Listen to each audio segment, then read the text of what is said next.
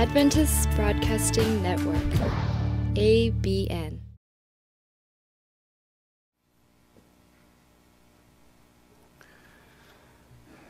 아홉 시부터 강의가 있으신 거를 압니다. 그래서 여러 번 시간을 지켜달라고 하는 부탁을 받았는데 시계가 없어서 어떡하죠? 시계 있어요? 그거 있습니까? 오케이, 알겠습니다. 꼭 60년 전 아침 기상과 저녁 취침을 알리는 앞에 걸린 산소통을 때리던 아이가 이렇게 늙어서 이 자리에 섰습니다.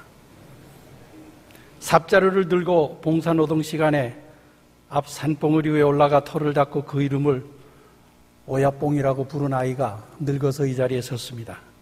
닥터 루의 사위인 미첼 선교사가 미 8군에서 부르도자를 빌려와 제명호를 팔 때에 삽을 들고 그 뚝을 만들던 아이가 지금 이렇게 늙어서 이 자리에 섰습니다. 감개무량합니다. 근데 4월 달에 지나가는데 왜 또 오라고 그랬는지 제가 모르겠어요. 또 오라는 부탁을 받고 그것도 학생들이 아니고 한국재림농원의 신학, 신앙,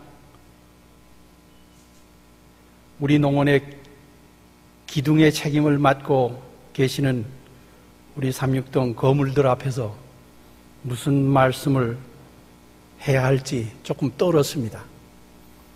45년의 문화적인 깨불 지닌 이 사람이 무슨 말씀을 들어야 그냥 허비되는 시간이 아닐까 생각하며 고민했습니다. 그러다가 생각한 것이 2000년이나 갭을 가진 성경에서 숨겨진 말씀을 이야기하는데 그래도 나는 45년밖에 갭이 없으니 꽤 애드밴스 됐다고 생각해서 용기를 가졌습니다. 용서하십시오. 가끔 제 입에서 영어가 나오면 미국의 산 세월이 한국에서 산 세월보다 많다 보니 갑자기 단어가 생각나지 않아 튀어나오는 사고입니다. 양해하시기 바랍니다. 오늘 아침도 오야뽕에 올라가서 기도를 드리면서 하나님, 발람의 입에 이스라엘 백성들을 향한 축복만 나오게 하신 하나님, 이번에 이 자리에서 하나님의 도구로 말씀을 대언할 때 우리 영적 이스라엘 백성들에게 축복만을 나오게 해 주십시오 하고 기도를 했지만은 어디 사람이 그렇습니까? 얘기하다 보게 되면 또 다른 말도 나올 수 있으니까 아마 어떠면 한두 번쯤은 고요한 제명회에 돌을 던지듯이 여러분들의 그 조용한 신앙생활에 아마 돌을 던져 그 뭐라 그러죠? 물 이렇게 나가는 거? 돌 던지면? 예. 파장이 이룰 수도 있을 거라고 생각했습니다. 특별히 아침에는 시간이 제한되어 있기 때문에 제가 말씀을 드리다가 시간이 되면 끝이고 그 다음에 다음 시간에 계속하는 그런 형식이 없는 그냥 마음과 마음의 말로서 말씀을 드리려고 합니다. 큰 것도 기대하지 마시고 그냥 마음 푹 놓으시고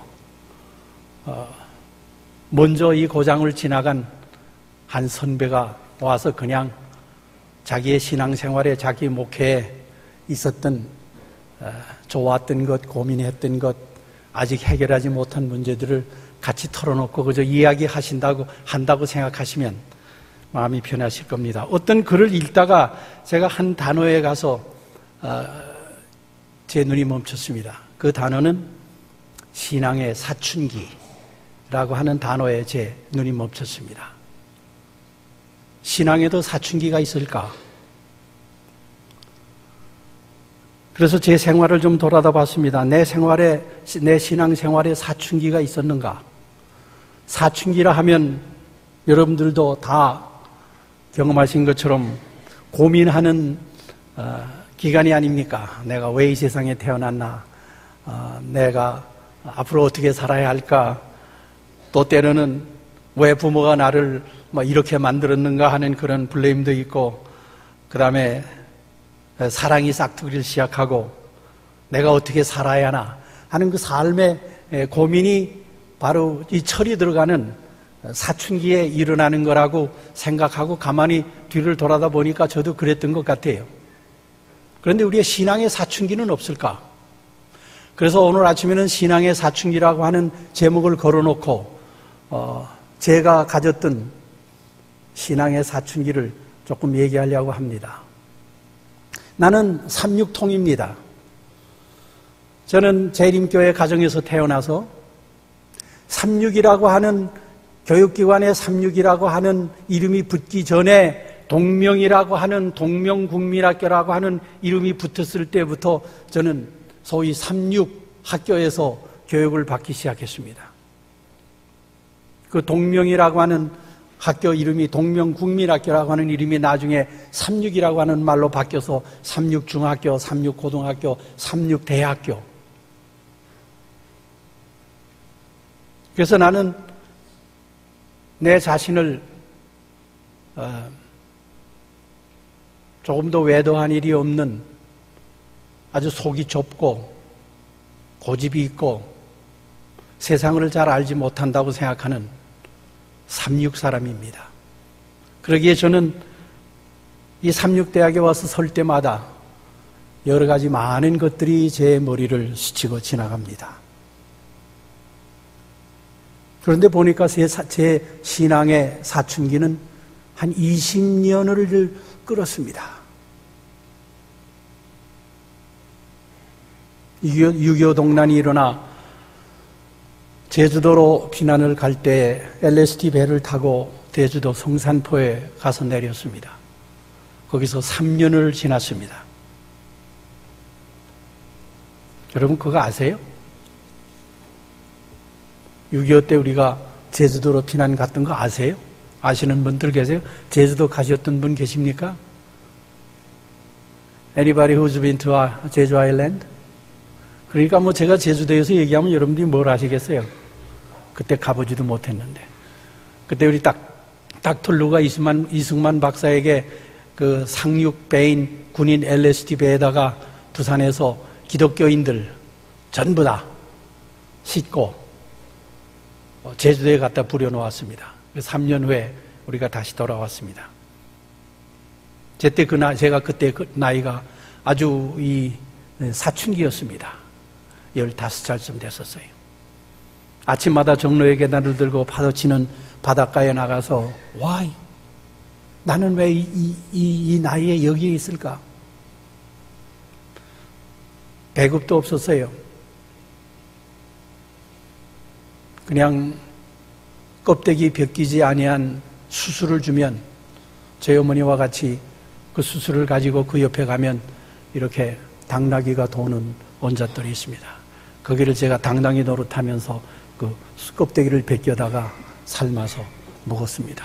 수입이 없어요. 저희 아버님은 교회 일 때문에 거의 육지에 나와 계셨고 저희 어머니가 그랬고 모든 불 피우는 장작들은 제가 책임을 지고 어느 산에 가서든지 마른 나무를 비워와야 했습니다. 그러다가 시간이 있으면 안식일 오후쯤 되면 바닷가에 나가서 바다를 바라보면서 사춘기에 고민을 했습니다. 그 고민은 육신적인 고민보다는 영적인 고민이 저한테는 더 컸습니다. 나는 목사의 아들로 이제 커가지고 뭐가 될 것인가. 제가 좋아하는 거는 사실 좀 다른 거였었거든요. 무엇을 해야 내가 생애에 만족하고 유명해질까? 그러던 어느 날 바닷가에 나아갔습니다. 혼자서 나아갔어요. 그 바다에 그 성산포와 오조리 바닷가에 보게 되면 넓은 모래사장이 있는데 이 바닷물이 들어올 때면 조그만 구멍에서 이렇게 뽀끔뽀끔 그 물방울이 올라옵니다. 그런데 고기를 이렇게 파보게 되면 거기에 조그만 조개가 나와요. 새카만 조개가 나와요. 그래서 그 사람들이 가끔 그 조개를 캐는데 제가 그날 혼자 나가서 바닷가에서 이리저리 거니는데 저쪽에서 한 개신교 목사님이 열심히 조개를 캐고 계셨습니다. 그래서 제가 마음속으로 옳지, 저 목사님 내가 한번 골려줘야 되겠다. 그리고 그 목사님한테 가서 그때 이제 뭐 구세군이니 장려교, 감리교, 모든 개신교 교회가 다 그 같은 곳에 와서 살았기 때문에 일요일 아침 되게 되면 종도 울리고 나팔도 울리고 뭐 또 우리들도 조그만 재림교인들도 조그만 집단으로 한 곳에 모여서 살고 그랬습니다. 그 조개를 줍는 그 목사님에게 가까이 가서 목사님 뭐 하세요? 그랬더니 야, 너 이거 얼마나 맛있는지 아냐? 이거 조개인데 말이야 굉장히 맛있는 거예요. 그래서 제가 한 방을 놨습니다. 장로님, 목사님, 레위기 11장에 보게 되면 그 먹지 말라 그러는데 목사님 그거 왜 잡수세요? 사실 레위기 11장을 15살 난 아이가 알고 있다고 하는 자체도 상당히 신비스러운 겁니다.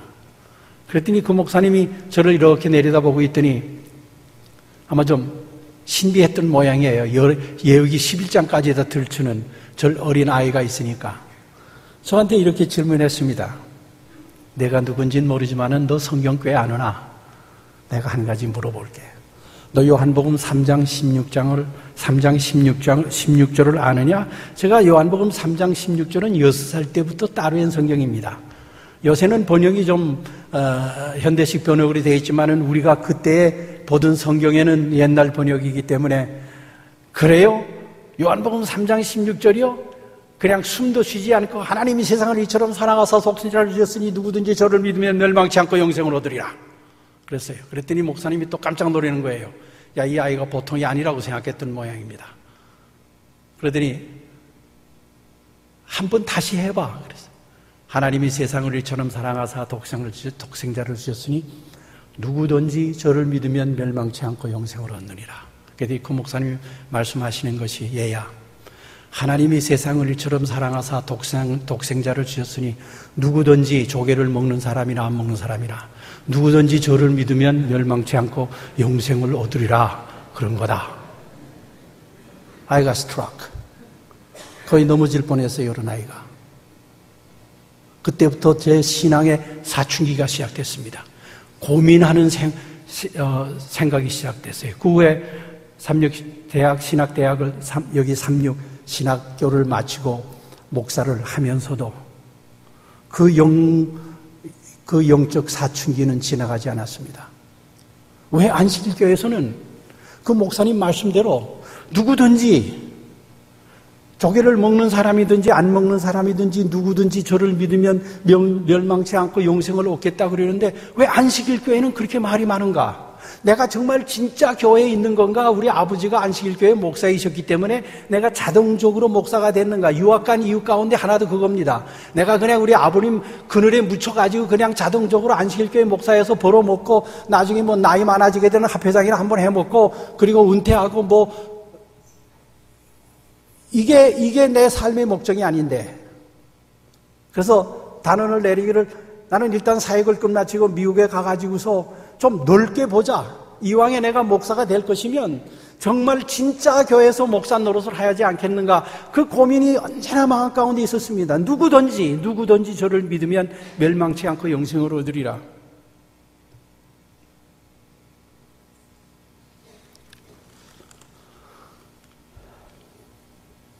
계속해서 떠오르는 생각은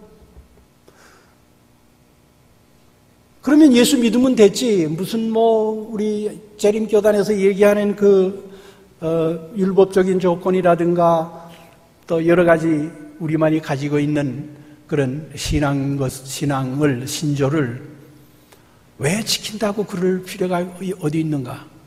나중에 알고 봤는데 그런 사상이 독일에서 디벨롭 돼가지고 once saved, always saved라고 하는 새로운 그 신학이 발달됐더라고요. 한번 믿어 구원받으면 영원토록 구원받은 거니까 그 후에는 좀 피우든지 마시든지 하든지 안식일을 거룩히 지키든지 이런 것들이 별로 문제가 될 수 없다고 하는 한 번 구원 얻게 되면 영원히 구원받았다고 하는 그런 신학이 지금 거의 이 텔레비 방송이나 이런 데 보면 목사님들이 그 신학을 거의 다 가지고 있습니다. 왜냐하면 상당히 편하고 마음이 편하니까요. 한번 양자가 됐으면 하나님께서 양자로 삼은 그걸 다시 파괴하시겠느냐? 양자가 지나가다가 잘못해가지고 남의 집의 유리문을 깨게 되면 아버지가 갚아줄 테지. 그렇다고 해서 너 이제 내 아들 아니야 그러겠느냐. 하나님 그런 분 아니다. 그래가지고 아주 멋있는 신학이 나왔어요. 그러니까 그때서부터 그러면 누구든지 저를 믿으면이라고 하는 그 말은 누구든지는 누구든지다. 나쁜 자나 높은 자나 낮은 자나 누구든지는 사람의 캐러리 가운데 어떤 볼더라인이 없이 누구든지 예수를 믿으면 구원을 받긴 받는데 그게 문제는 믿음이라고 하는 문제예요. 믿음이라고 하는 문제. 계속해서 콜롬비아 유니언 칼레지 1970년 그 칼레지에서 졸업할 때까지 마음을 받으라 하는 겁니다. 내가 이제 신학을 하고 목사가 될 건데 어느 교회 목사가 되든지 분명히 내가 이 문제를 해결해야 된다고. 우리 사랑하시는 동역자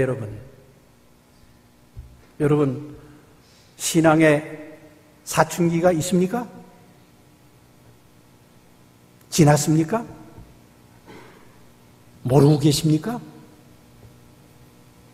신앙 때문에 고민하는 것이 있습니까? 해결하셔야 합니다. 해결하셔야 합니다.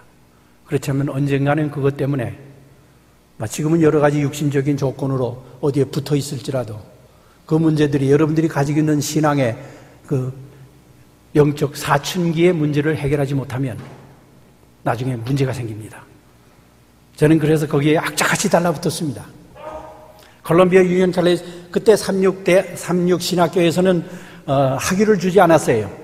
그래서 제가 미국에 갈 때 학위를 받지 못하고 갔습니다.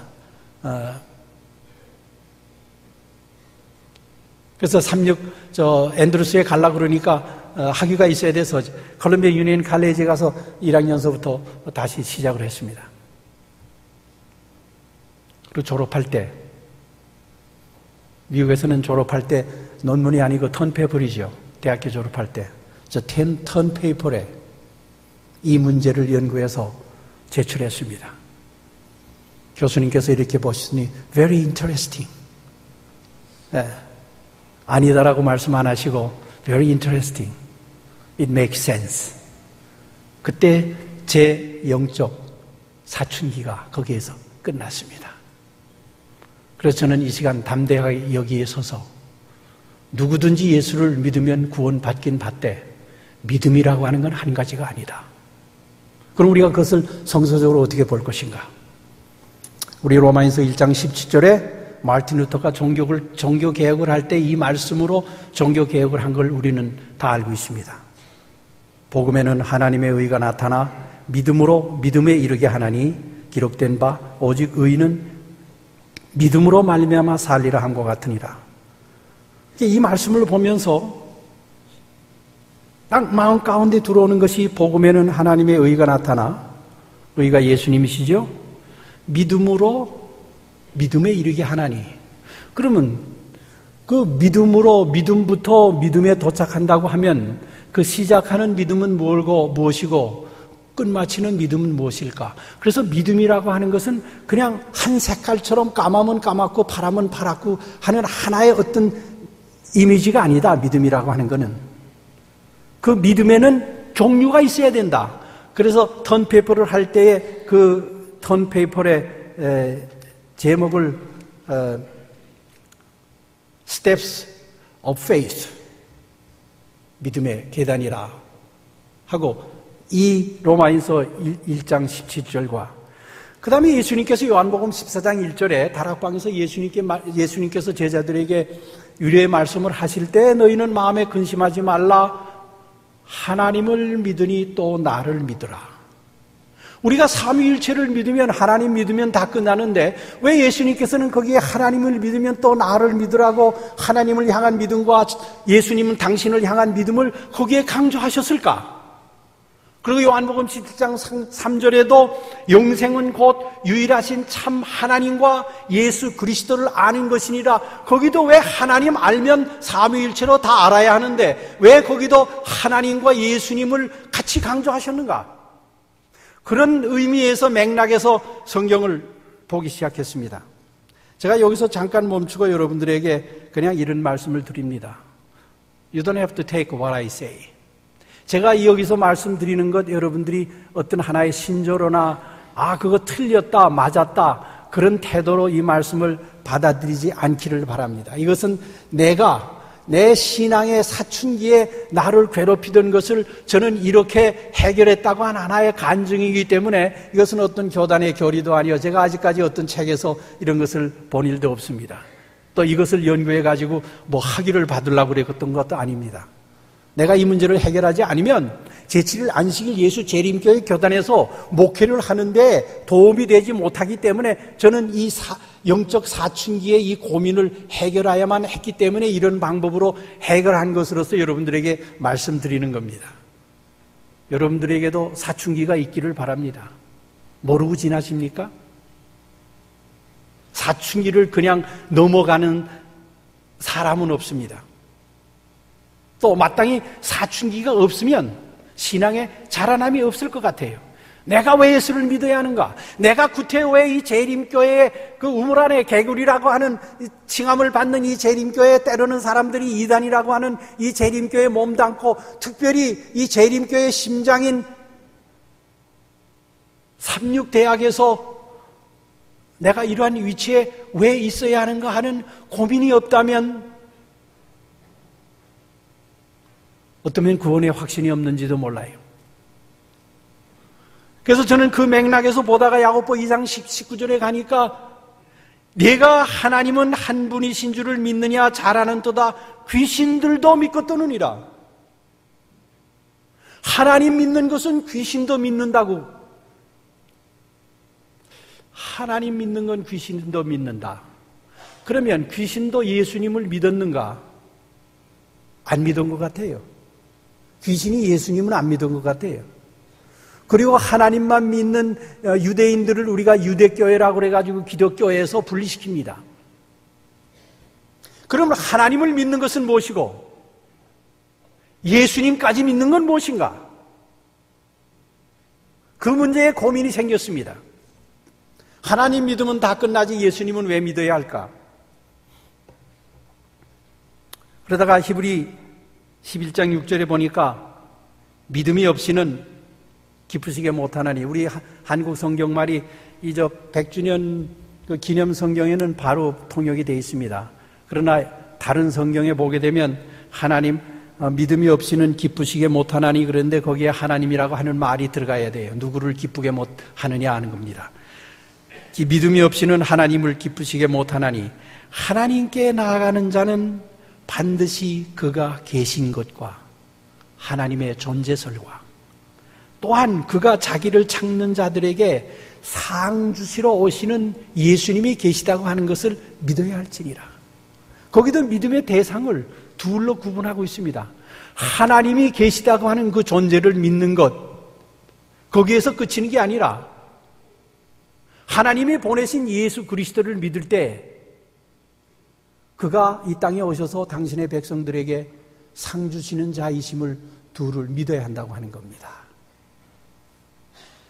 그러면서 이 기독교에 일어나는, 교회에 일어나는 일들을 많이 볼 때에 하나님을 강조하는 교회가 부흥하는 것 같아요. 하나님 믿으면 복 주고 건강하고 사업 잘 되고, 삼박자 복이라 그러나요? 거기 기초해가지고 어느 교단은 상당히 많이 부흥을 했죠. 하나님을 내게로 끌어내리는 겁니다. 내 유익을 위해서.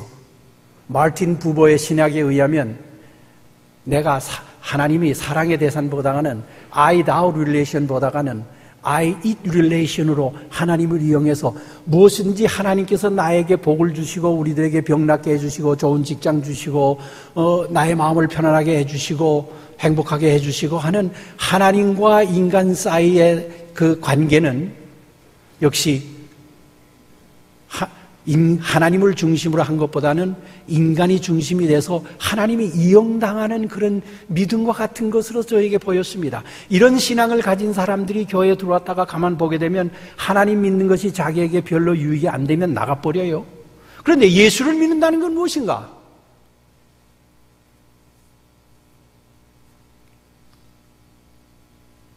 예수를 믿는다는 건 무엇인가? 예수님께서는 여러 번 말씀하시기를 너희가 나를 따라오려거든 너희가 나와 같은 핍박을 받아야 된다. 예수 믿는 거는요, 편한 것이 아니더라고요. 예수 믿는 거는 예수님께서 십자가를 지신 것처럼 내가 내 생애 가운데 있는 나의 십자가를 져야 한다고 하는 사상입니다. 십자가 무겁고 힘들어요. 여러분들의 생애 가운데도 십자가가 있을 겁니다. 이 문제를 다른 방법으로 다른 날 조금 더 엑스포즈 하겠습니다. 그러면서 성경을 보니까 마태복음 22장 14절에 청함을 받은 사람은 많되 택함을 받은 사람은 적으니라. 청함을 받은 사람은 누구고 택함을 받은 사람은 누구일까? 베드로후서 1장 10절에 보면 그러므로 형제들아 더욱 힘써 너의 부르심과 택하심을 굳게 하라. 너희가 이것을 행한즉 언제든지 실적지 아니하리라. 부르심을 받은 사람은 누구고 택하심을 받은 사람은 누구일까? 로마인서 9장에는 모래와 이스라엘 백성이 바다의 모래와 같을지라도 남은 자만 구원을 받으리니 모래와 같이 부름을 받은 자는 어떤 사람들이고 남은 자들은 어떤 사람들일까? 또 요한계시록 12장 14장에 보게 되면 하나님의 마지막으로 하나님께서 남은 무리의 특징은 하나님의 계명과 예수의 증거를 가진 자니라. 왜 거기에도 하나님과 예수의 말이 나올까? 이런 것들을 다 종합해 보면서 제 신앙의 사춘기의 결론은 로마인서 1장에 있는 시작하는 믿음은 하나님을 믿는, 하나님 아버지를 믿는 데서부터 시작하지만은 끝마치는 믿음은 십자가를 지는 예수 그리스도를 믿는 믿음에서 끝나야 할 것이다. 우리는 어쩌면 미안하지만은 예수를 믿으면서 고난을 받는다는 것이 무엇인지 모르는 세대에 살고 있습니다. 하나님 나 복 좀 주세요. 이것이 현재 기독교회의 주제입니다. 풀러 신학대학원의 교수로 있는 김세윤 박사가 있습니다. 그분이 얼마 전에 이런 글을 발표했더라고요. 몇 년째 교회에 나가 기도했는데 병이 낫지 않는 건 믿음이 부족해서일까요? 가난한 사람은 하나님이 사랑하지 않기 때문에 가난한 겁니까? 예수를 믿으면 돈도 많이 벌고 건강해지는 상을 꼭 받습니까? 그는 말하기를 신앙과 복을 무조건 인간관계로 1대1로 관련 짓는 것은 신앙적으로 성숙하진 못한 태도다. 그런 신앙을 이 교수는 번영신학이라고 이름을 붙였습니다. 예수를 믿으면 건강 얻고 출세하고 부자 된다는 신앙을 번영신학으로 규정하고 그것은 물질을 섬기는 또 하나의 미신이라고 이 사람은 얘기를 하고 있습니다. 어떻습니까? 저는 목회하면서 예수 믿으면 잘 된다고 많이 설교했어요. 성경에도 내 이름으로 구하는 것은 뭐든지 다 이루어준다고 말씀했습니다. 그런데 그렇게 이루어지더라고요. 제가 어느 날은 이런 문제를 취급하려고 합니다. 현재 기독교는 전지전능하신 하나님에 대한 이해와 얼굴을 가리고 그 약속을 안 지키시는 하나님과 그 사이에 기독교는 고민하고 있습니다. 여러분들의 기도가 다 응답됐습니까? 만약에 응답되지 않은 기도가 하나님께서 나에게 주는 환난과 핍박이라고 생각한다면 나를 연단하기 위해서 하나님께 주시는 하나의 핍박과 연단이라고 생각한다면 문제가 없지만 그러나 하나님께서 약속하신 하나님의 말씀을 안 지키신 분이라고 하는 그 신앙의 사춘기에 가지는 그런 고민이 우리들의 마음 가운데 남아있다면 언젠가는 우리는 하나님을 떠날 것입니다. 언젠가는.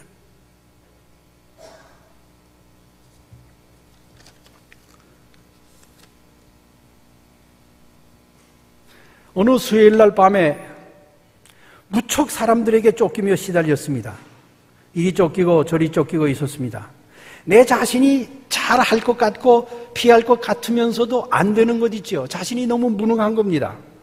두려움이 점점 더 엄습해오고 있었습니다. 그러다가 잠깐 조용히 생각해 봤습니다. 이게 내 꿈이 아닌가? 이것이 내 꿈이라면 이 문제를 해결하는 건 도망가거나 어떤 해결책을 구하는 것이 아니라 이것이 꿈이라면 이 문제를 해결하는 것은 내 꿈에서 깨는 것이다. 그런데 꿈 꾸는 사람이 혼자 꿈에서 깹니까? 누가 깨워줘야죠. 하나님을 믿는다는 막연한 꿈 속에서 방황하고 있다면 우리는 그 꿈에서 깨어야 합니다. 예수님은 선악과 나무 밑에서 사단이 인류에게 가져다 준 허망한 꿈에서 우리를 깨우려고 이 세상에 오셔서 십자가를 지시면서 그 고통을 우리에게 보여주셨습니다. 빌립보 옥중에서 노임을 받았을 때 선생들과 우리가 어떻게 하여야 구원을 얻으리까 할 때 그가 말하는 것은 왜 하나님 믿으라고 안 그러고 예수를 믿으라 그리하면 너와 내 집이 구원을 얻을 것이다 라고 말씀했는가. 저는 이런 문제를 제 나름대로 생각하면서 내 신앙의 사춘기의 고민을 해결했습니다. 사랑하신 여러분, 하나님을 믿으십니까? 우리 예수님도 믿으십시다. 말씀을 마치겠습니다. 이 자리에 모여서 오늘의 일과를 시작하기 전에 하나님의 말씀을 보았습니다. 하나님, 우리들의 마음속에 영생에 대한 고민을 허락하여 주시옵소서. 하나님께서 주시는 축복이 너무 커서 그냥 안일하게 살지 아니하고 하나님께서 우리들에게 왜 축복을 주시는지, 우리가 그래서 어떻게 해야 할지 고민하며 그러기에 하나님 앞에 더 무릎을 꿇고 하나님께 가까이 나가게 하여 주시옵소서. 이제 우리가 나아가 또 일상생활에 들어갈 때에 주신 말씀 기억하게 하시고 우리들에게 주어진 예수님의 십자가가 무겁지 않게 하여 주시옵시고 우리와 같이 동행하시는 예수님 얼굴을 바라다보며 하나님을 아는 것이 우리들에게 얼마나 행복한 것임을 생각하며 오늘 하루 살게 하여 주시옵소서. 예수님의 이름으로 기도하옵나이다.